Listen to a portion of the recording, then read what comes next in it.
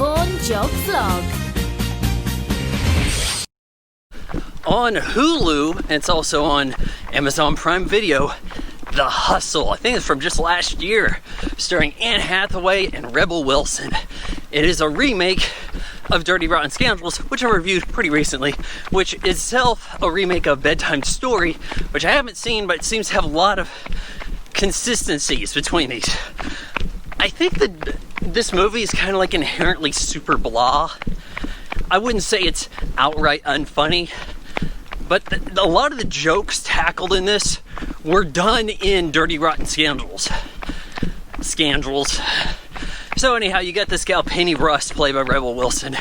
She's a small-time con artist, does some catfishing, goes to bars, tells people she's the hot chick. When they go, ooh, you're not? Well, it's my sister, she wants boob jobs. Things like that. Here, I'll give you money. Let's fix her up. No, that's going to ruin her. Jesus, don't you guys know anything? So the truth is, she's getting caught by the cops too many times, too many close calls, decides to go to the French Riviera. Meanwhile, Anne Hathaway is a big-time con. She puts on a British accent trying to sound like Vanessa Redgrave. And her whole gimmick is to go after the big dealers. She goes to the casino, she swindles people, which, wouldn't the casino want this person out of here? Hey, you're kind of ruining shit for our guests. She talks some guy into giving her a bracelet. She pretends to get caught by the cops, who drop cover as soon as they turn the corner. It's a bit lazy as all hell. So, the weird thing about this is this guy seems to appear later. Rebel Wilson gets on the scene.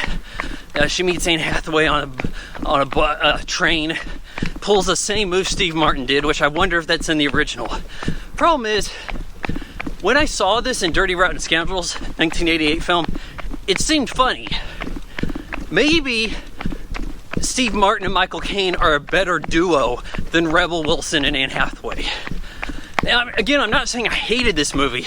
It's just so blah, you can't really recommend it. And I think that's reflected in the Rotten Tomatoes scores, honestly. So, yeah, we go for the gender flip, but I don't really see a lot in the way of the gender flipping if we're revisiting the same jokes. Conning the guy into getting her lunch, and then Anne Hathaway talks about how, oh, you don't want to go to Beau Ramar or whatever hell she lives. And then you just kind of update the joke slightly.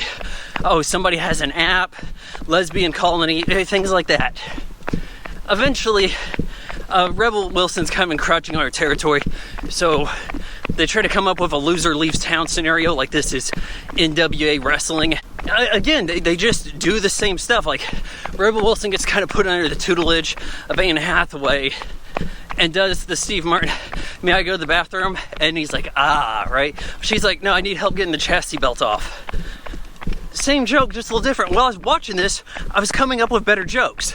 Like, Rebel Wilson's like, hey, all I gotta do is tell the police or call Interpol, tell them about your operation. Doot, doot, doot, doot. Hello, Interpol. I was thinking it'd be better to go, doot, doot, doot, doot, doot, doot.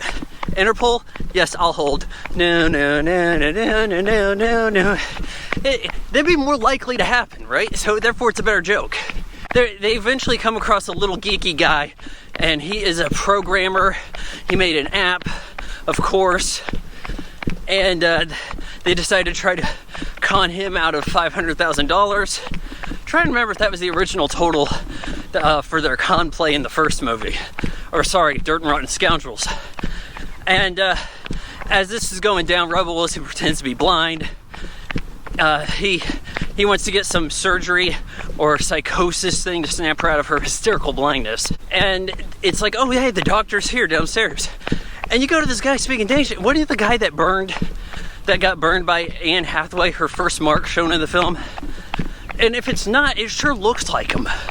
We need diversity in movies just so we can tell people apart. So, he should have been on Anne Hathaway if that was the same guy. It didn't make a ton of sense, because he didn't really do a lot more other than get Rebel Wilson, who was leaving the place, to come back and try to do over Anne Hathaway.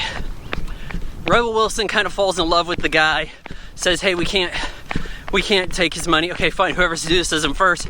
It doesn't really work for Anne Hathaway, who should have had a lot easier time seducing him than Rebel Wilson. Eventually, he of course steals their stuff, not all of their money, all of Rebel Wilson's money, but just $500,000 from Anne Hathaway. Gets away on a plane, exactly like Dirty Rotten Scoundrels. So you can see all this stuff coming ahead of time. And then he comes back and pulls the same move at the end of Dirty Rotten Scoundrels, where it's like you're giving a tour of the house. Oh, but we can make a lot of money if we work together. Okay, fine, why don't we just put another shot at the end of the movie that's slightly different?